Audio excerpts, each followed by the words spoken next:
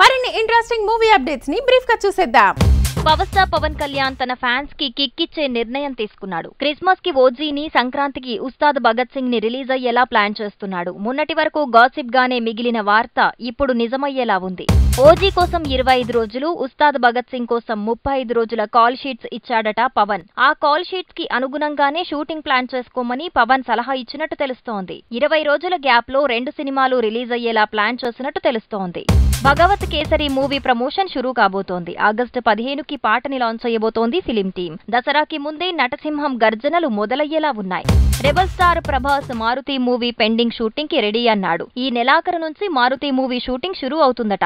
ఈలోగా Salaar patch work పూర్తి చేస్తారట.